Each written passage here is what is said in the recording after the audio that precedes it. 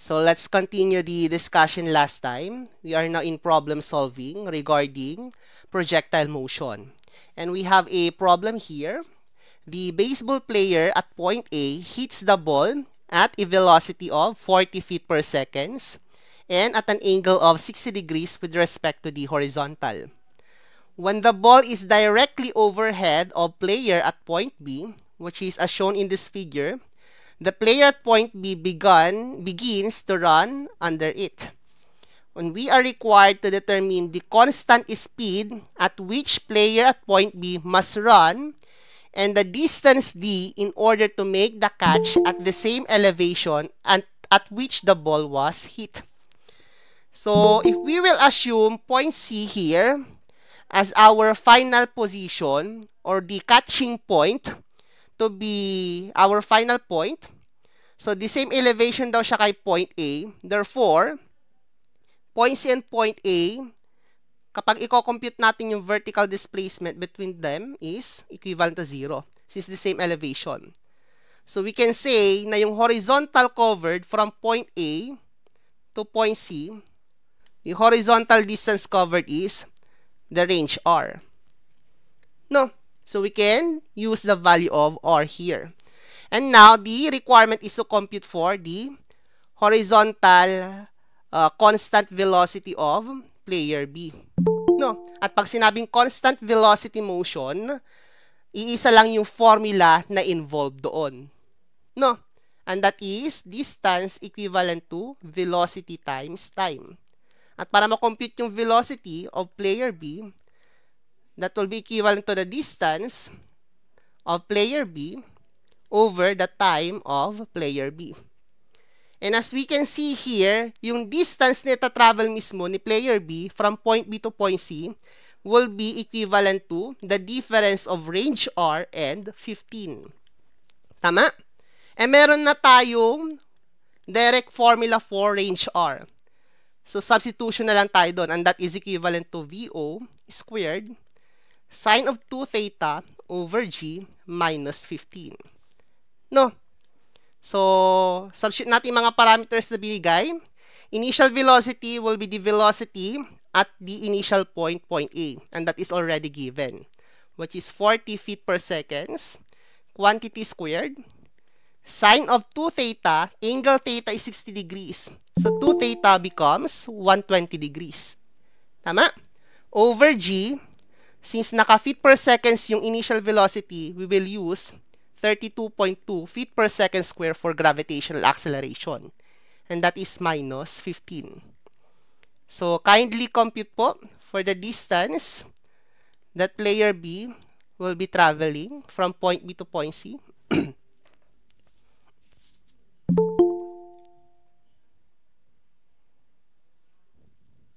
28.03 po. Okay, that is 28.03 feet. Stored value po as A para hindi tayo nag-round off. And then, meron tayong distance of player B. Now, compute for the time for the player B to travel from point B to point C. No? At yung time ni player B from point B to point C, yun din mismo yung time ni baseball from this point, which is overhead of player B, up to point C. No? Dahil sabi sa problem, tatakbo lang mismo si player B kapag nandun na mismo directly sa tuktok niya yung baseball. Gets po? So if this is point D, we can see here or say that the time for player B or the duration of player B will be equivalent to the time or duration of the baseball from point D to point C. And that is the difference of the duration of the baseball from point A to point C and from point A to point D. Gets po? Yung duration from point D to point C, that is equivalent to the duration from point A to point C and point A to point D. No? Eh, ang point A tsaka point C, the same elevation. Kapag the same elevation yung point A tsaka point C, the duration from point A to point C will be the time for the range point. No? Yung TR. Now, compute for TAC first. to compute for TR? Okay, that will be, meron tayong direct formula for that, which is 2 VOY over G. So, substituting now the parameters, that is 2 times VOY. VO is 40. Y component, that is sine function. And that is angle of 60 degrees over G, 32.2. So, kindly compute for TAC. Ano po yung value?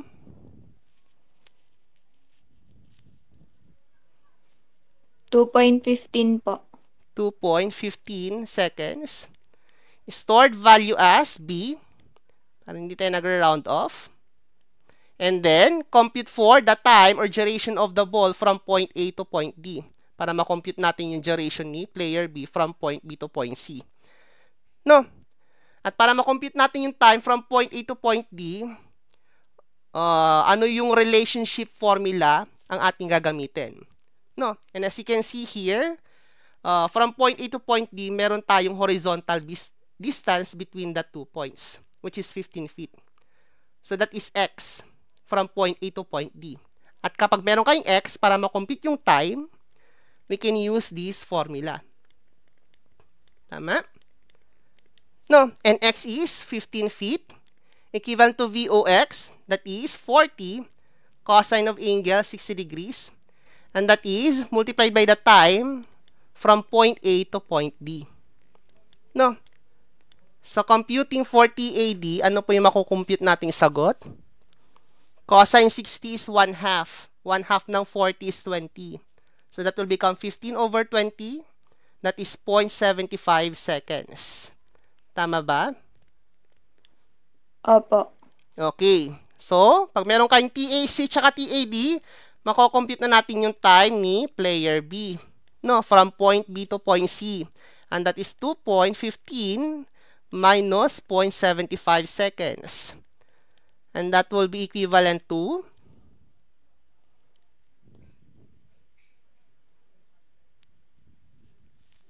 1.40 po. 1.40 seconds. No, stored value as C. Para hindi tayo nag-round off. Now, since meron tayong distance ni player B and then time ni player B, we can now compute for the value of its constant speed or velocity. No, and that is constant velocity equivalent to distance over time. No, so substitute lang natin 28.03 feet over 1.40 seconds. Ano po yung magiging constant velocity po natin? 20 po. 20 po. Sakto? Yes po. Opo. Okay. And that will be the requirement for this given problem. No? Or, mas madaling analyzation, from point D to point C, that is projectile motion, di ba? But then, meron siyang horizontal motion. At yung horizontal motion na yon equivalent sa motion mismo ni player B dahil horizontal motion yung gagawin niya.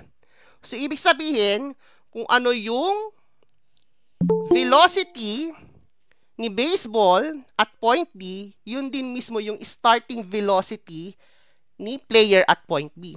Since they are traveling in a constant velocity motion. Parehas lang. No? Ano ba yung formula ng Vx? No? Yung formula ng Vx na yan, that is equivalent to Vox, diba? And that will be the velocity or constant velocity ni player B. No, ano ba yung Vox? That is 40 cosine of the angle theta, which is 60 degrees, which is also equivalent to 20 feet per seconds. And gets po, mas madaling analyzation na yon. No? So, questions po with respect to this problem? Okay, I suppose wala. Let's proceed to another one. Okay, so we have here, the fireman wishes to direct the flow of water from his hose at point A to the fire at point B, as shown in the figure. And we are required to determine two possible angles, theta 1 and theta 2, at which this can be done. Water flows from the hose at point A, which is equivalent to 80 feet per second. So that will be our initial velocity, dahil yung point A ang initial point. No? And from this figure, point A is the initial point, point B will be the final point. Kapag ipro-project natin sila horizontally and vertically, we can compute for this distance. At binigay na yun sa problem. No? So here, 35 feet will be the value of X, and 20 feet will be the value of Y.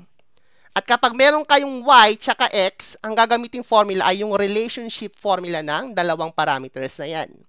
So we can use Y equivalent to X tangent theta minus gx squared over 2 VO squared cosine squared of theta. No? But then, point B, the final point at point B is lower than the initial point at point A. If that is the case, Y here will become a negative displacement. Gagawin lang natin negative Y yung formula. So, substituting now the parameters, we have negative 20, and then X, 35, tangent of angle theta, that is unknown, minus G, naka-feet per second yung initial velocity, therefore use 32.2 feet per second square. The value of X is 35, quantity squared, 2 times initial velocity, 80 feet per second squared, or 80 feet per second quantity squared, and then cosine squared of angle theta. No? Kung mapapansin yung equation natin, isa na lang yung unknown, which is angle theta. So, pwede nyo na yung i-shift solve sa calculator. Kaya lang, iisa lang mismo yung magpapakitang sagot kapag nag-shift solve. Eh, dalawa yung unknown. Para makompute mo yung dalawang unknown na yon, isi-simplify muna natin yung equation natin. No? So, that will become negative 20 equivalent to 35 tangent of angle theta minus, pakisimplify nga muna itong term na to. What is 32.2 times 35 squared over 2 times 80 squared? In fractional term po.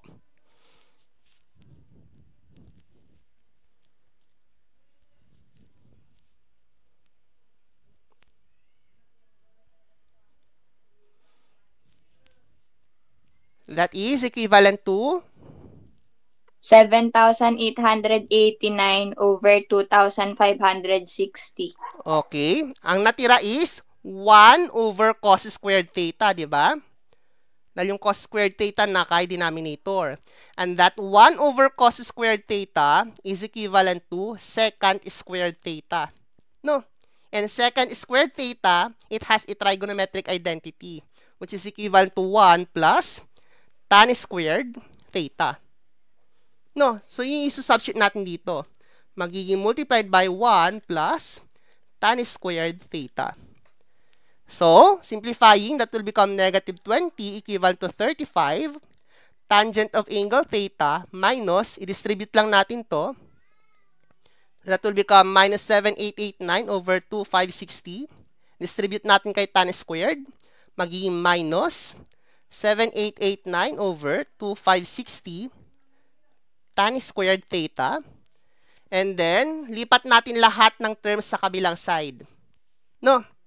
And then, magiging equal 0 lang tayo for the right side of the equation. And then, we will let A equivalent to tangent of theta. If A is equivalent to tangent theta, therefore, A squared is equivalent to tan squared theta. Pag in-squared natin both side of the equation. Tama? So, simplifying, eto, oops,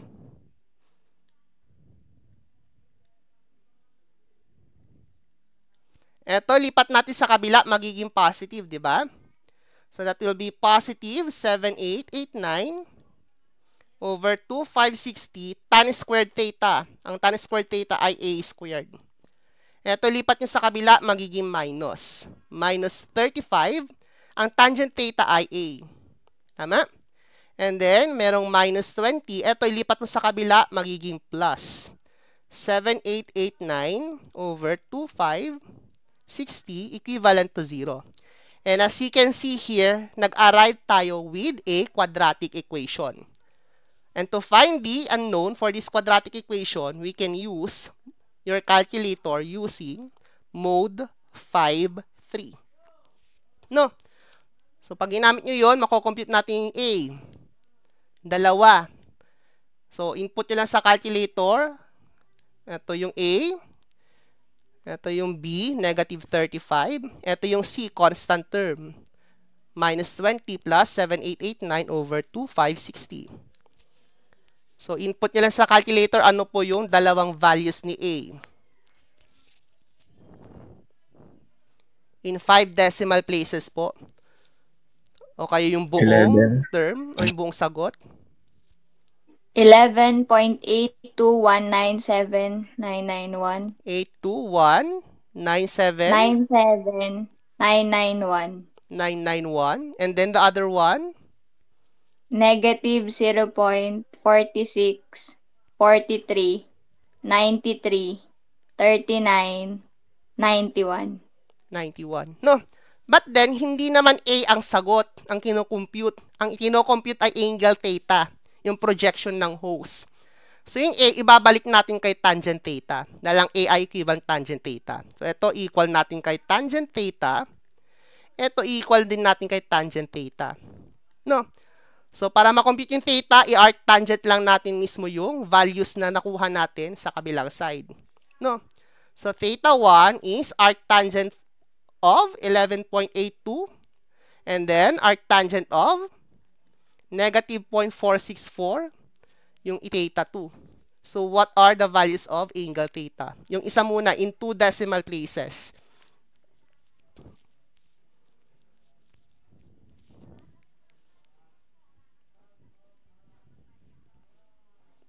$85.16 po. 16 degrees. Positive yung na-compute, di ba? So, kapag positive, yung direction ng angle theta from the horizontal to the projection is counterclockwise. And then the other one, arc tangent of negative 0.464393391.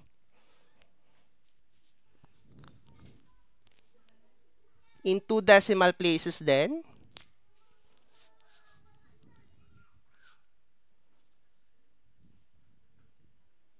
Negative 24.91 po. 91 degrees or positive 24.91 degrees. Since negative, that will become or that has a clockwise direction from the horizontal axis. No? So, kung isulat natin or drawing natin, ito yung starting point, point A. Yung isang projection, ito, counterclockwise. Ito si theta 1, 85.16. Ito may isang projection. No? Clockwise direction. Ito si theta 2, 24.91 degrees. No? And these are the 2 requirements for this given problem.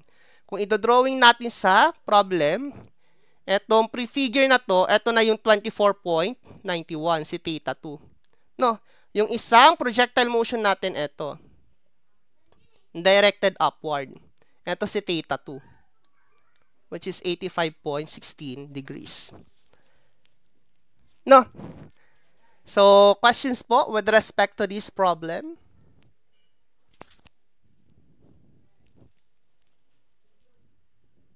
Okay, wala. Let's proceed again to another problem. Okay, so we have here, it is observed that the skier leaves the ramp at point A at an angle of 25 degrees with respect to the horizontal. If he strikes the ground at point B, determine now the initial speed at point A and the speed at which he strikes the ground at point B. So, ang kinocompute, initial velocity and final velocity. No? So, analyze muna natin yung binigay na figure. Ano ba yung mga nakalagay na dyan na parameters? So, dito meron tayong angle theta, 25 degrees, which is a positive value dahil from the horizontal, that is acting counterclockwise, papuntang projection. No? And then, meron din tayong inclined distance na binigay from this point to this point, point B, which is 100 meters. Pag merong inclined distance dyan, po pwede natin i-compute yung horizontal and then vertical components niya. No? So, assume from this point to this point, distance A, and from this point to point B, distance B. And as you can see here, we have a big right triangle and a small right triangle. And these two triangles are similar.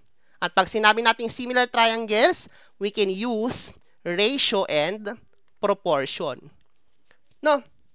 So, using ratio and proportion, a height of 3 corresponds to a height of A. Tama? Equivalent to a hypotenuse of 5 for the small triangle corresponds to a hypotenuse of 100 meters for the big triangle. No, equivalent to base of 4 corresponds to a base of B. So, takpan mo lang ito and then cross multiply and then takpan mo to cross multiply to compute for distance A and distance B. Kindly compute po. Ang A ay 3 times 100 over 5. 60 po. 60 meters. How about B? 80 meters. Tama? No? Opo. Okay. So, meron tayong A tsaka B. Ngayon, analyze niyo yung starting point, which is point A, and final point, which is point B. Kapag ipro-project natin sila vertically, and then i-compute natin distance between these two projections, that will be the horizontal displacement x. And as you can see here, x is equivalent to distance B, which is equivalent to 80 meters. No? At kung ipro-project naman natin yung initial point A and then final point B horizontally in projection natin, and then co-compute natin yung distance between these two projection, that will be the value of y. And from the figure, y is equivalent to 4 plus distance A. Tama? And that is equivalent to 64 meters. At kung meron kayong vertical displacement y, tsaka x, horizontal distance x, ang gagamitin nating formula ay yung relationship formula ng dalawang parameters na yun. Tama? Which is y equivalent to x, tangent theta minus g, x squared over 2vo squared cosine squared theta. But, point B, the final point, is lower than the initial point, point A. If that is the case, yung y ay magiging negative y. No? So, substituting now the parameters, magiging negative 64 meters, equivalent to x, 80 meters, tangent of angle theta, 25 degrees. No, minus g, since naka-meters yung mga distance, we will use 9.81 meter per second square. Multiplied by x, 80 meters, quantity squared, over 2, multiplied by initial velocity, which is unknown, quantity squared, cosine squared of angle theta, 25 degrees. No? So, papansin sa equations natin, o equation natin, iisa na lang yung unknown, which is VO. So, you can use shift solve already. No? So, doing that, what will be the value of initial velocity? And that initial velocity will be the velocity of the skier at point A. So, kindly compute po. Negative 19.82 po. That should be positive tsaka negative dahil naka-square root, diba? No? At wala naman tayong negative na initial velocity. No? So, that should be a positive value. Ano po yung na-compute na sagot?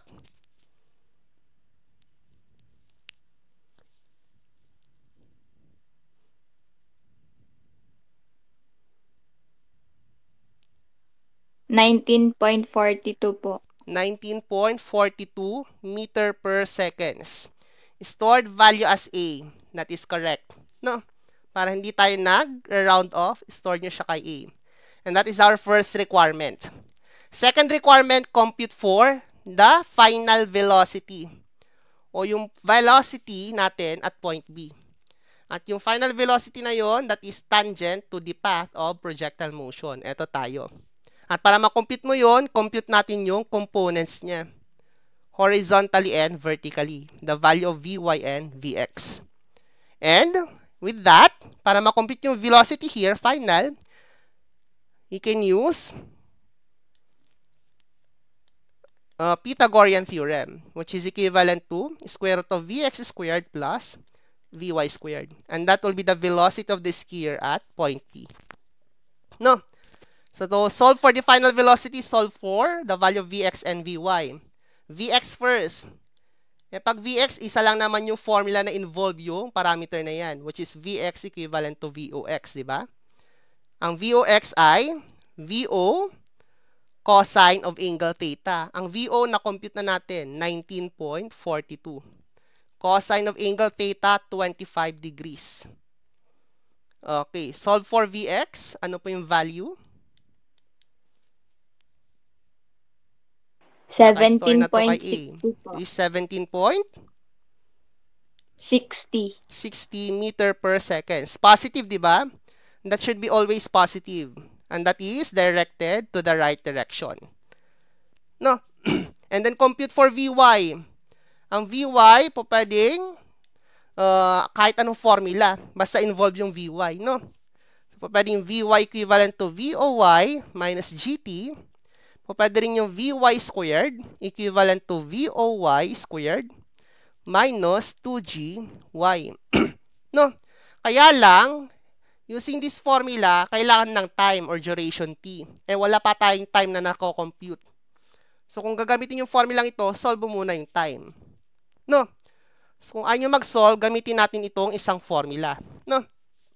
So, using this formula, that is Vy squared equivalent to Voy. Ano bang Voy? That is Vo sine of angle theta. Ang Vo natin, 19.42. Naka-store na kay A. Sine of angle theta, 25 degrees, quantity squared. No? Minus 2 times ang G, 9.81. Again, Y. Ano yung Y? Take note again. Ang Y should be a negative value. No? Dahil ang point B ay mas lower yung elevation niya kay initial point, point A. So, ito, naka-multiply siya as negative. So, ito, multiply nyo, negative 64 meters. No? So, computing for Vy, ano po yung magiging sagot?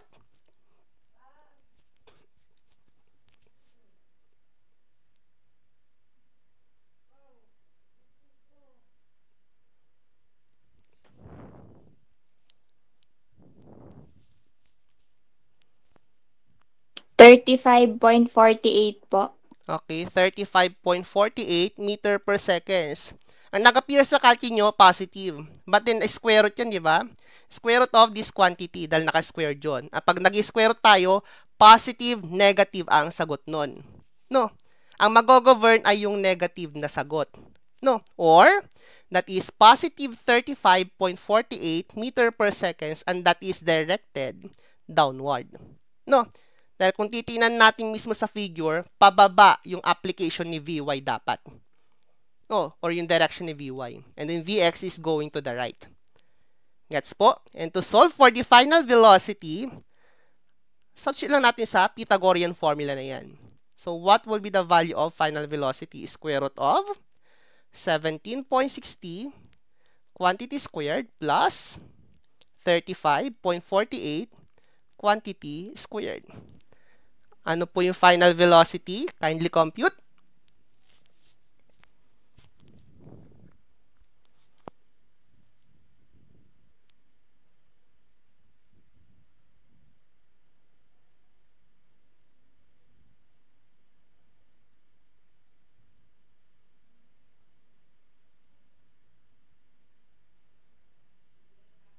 39.61 po. Okay, 39.61 meter per seconds. And that will be our second requirement. No? So, questions po with respect to this problem?